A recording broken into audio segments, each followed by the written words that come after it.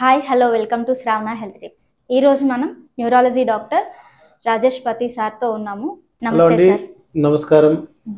Good evening. నా పేరు doctor Rajesh Pati, consultant neuro and spine surgeon, Anokhi neuro and child care, ప్రగతి నగర్లో ఉంటాను నేను.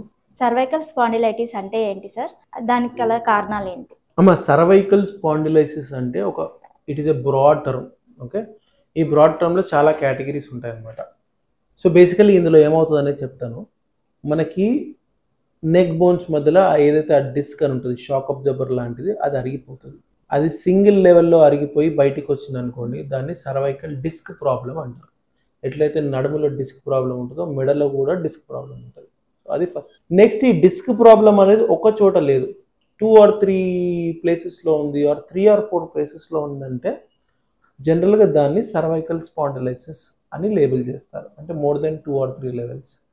ఓకే, ఇప్పుడు ఇది ఎందుకు వస్తుంది అంటే, నేను చెప్పినట్టు నెక్ పాస్చర్ సరిగ్గా ఉండకపోవడం, మెడ ఎక్కువ ఉంచడం, రాత్రి పడుకునేటప్పుడు తలగడ్డలు ఎక్కువ పెట్టుకోవడం, సెల్ ఫోన్లు ఎక్కువ చూడడం, ల్యాప్టాప్లు ఎక్కువ చూడడం, డ్రైవింగ్ ఎక్కువ చేయడం, స్ట్రెస్ ఎక్కువ ఉండడం, స్లీప్ తక్కువ ఉండడం, జనరల్గా ఈ కారణాల వల్లనే సర్వైకల్ స్పాండిలైసిస్ అనేది తొందరగా వస్తుంది. నార్మల్గా సర్వైకల్ స్పాండిలైసిస్ అనేది నార్మల్గా ఏజింగ్ ప్రాసెస్, అంటే వయసు పెరుగుతున్న కొద్దీ ఆ మార్పులు అనేది జరుగుతాయి. బట్ మనము ఈ కరెంట్ 15 to 20 ఇయర్స్లో ఏవైతే మనం హ్యాబిట్స్ ఉన్నాయి దానివల్ల చాలా తొందరగా వస్తుంది. 30 years వాళ్ళకే వస్తుంది. నార్మల్గా 50 వాళ్ళకి వస్తుండే ఇంతకుముందు, బట్ ఇప్పుడు 30+ వాళ్ళకి కూడా వస్తుంది. సర్వైకల్ స్పాండిలైటిస్ లక్షణాలు ఎలా ఉంటాయి సార్? సర్వైకల్ స్పాండిలైసిస్ వల్ల లక్షణాలు ఎలా ఉంటాయి అంటే, బేసికల్లీ మనకి మెడలో నరాలు అనేది అరిగిపోతున్నాయి, ఆ నరాలు అనేది కంప్రెస్ అవుతున్నాయి. సో దానివల్ల జనరల్గా పేషెంట్స్కి మెడ నొప్పి అంటారు. అది కూడా కొన్ని సంవత్సరాల నుంచి ఉంటుంది, ఆన్ అండ్ ఆఫ్ ఉంటుంది. అంటే ఒక 1 month సతాయిస్తుంది, ఒక 3-4 months బాగుంటుంది, మళ్ళీ వస్తుంది. సో ఇది మెడ నొప్పి అనేది ఉంటుంది. నెక్స్ట్ థింగ్ వచ్చేసి షోల్డర్ నొప్పి, భుజం నొప్పి. ఇంకా కొంచెం లేట్ స్టేజెస్లో ఏమవుతుంది, షోల్డర్తో పాటు చెయ్యి లాగడం, చేతులలో తిమ్మిర్లు రావడం, చేతులలో పట్టు తగ్గిపోవడం, ఇలాంటి సిమ్టమ్స్ ఉంటాయి సర్వైకల్ స్పాండిలైసిస్లో. కొన్ని కేటగిరీ ఆఫ్ పేషెంట్స్కి తల తిప్పుతూ ఉంటుంది. సర్వైకల్ స్పాండిలైసిస్ వల్ల తల కూడా తిరుగుతుంది. ఓకే, సర్వైకల్ స్పాండిలైటిస్ వచ్చిన వాళ్ళకి ఎలాంటి ట్రీట్మెంట్ తీసుకోవాలి సార్?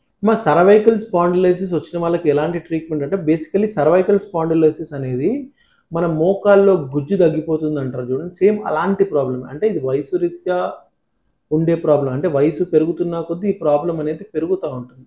సో ఈ పెరిగే స్పీడ్ ఏదైతే ఉందో దాన్ని మనం తగ్గించుకోవాలి. ఎలా తగ్గించుకోవాలి? నెక్ పాస్చర్ సరిగ్గా మెయింటైన్ చేయడము, పిల్లోస్ అవాయిడ్ చేయడము, ఎక్కువ డ్రైవింగ్ చేయకపోవడము, ఆ డ్రైవింగ్ చేస్తే కూడా స్మూత్ నెక్ పాస్చర్ మెయింటైన్ చేయడం డ్రైవింగ్ చేసేటప్పుడు కూడా. నెక్స్ట్ థింగ్, నెక్కి సంబంధించిన కొన్ని ఎక్సర్సైజెస్ ఉంటాయి, అవి రెగ్యులర్గా చేస్తే కూడా ఈ డిజీజ్ ప్రాసెస్ అనేది మనం స్పీడ్ ఆఫ్ డిజీజ్ ప్రోగ్రెషన్ని తగ్గించవచ్చు. అది ఫస్ట్ థింగ్. నెక్స్ట్, దీనికి ట్రీట్మెంట్ ఏముంటుంది అంటే, మనం ఏ స్టేజ్ ఆఫ్ సర్వైకల్ స్పాండిలైసిస్లో ఉన్నామనేది తెలుసుకోవాలి. సో దానికి సంబంధించి MRI స్కాన్ అది చేయించుకోవాలి. దాన్ని బట్టి ఏ స్టేజ్లో ఉన్నామనేది అర్థమవుతుంది.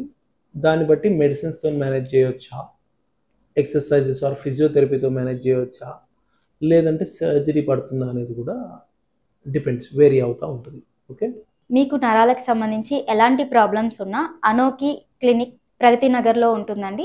మీకు డిస్క్రిప్షన్లో నెంబర్స్ ఉంటాయి అండ్ లొకేషన్ కూడా ఉంటుంది. ఇలాంటి ప్రాబ్లమ్స్ ఎవరికైనా ఉంటే మీ ఫ్రెండ్స్లో కానీ, మీ పేరెంట్స్లో కానీ, మీ రిలేషన్స్లో ఎవరికైనా ఉంటే మా వీడియోని షేర్ చేయండి. Please like, share and subscribe Shravana health tips.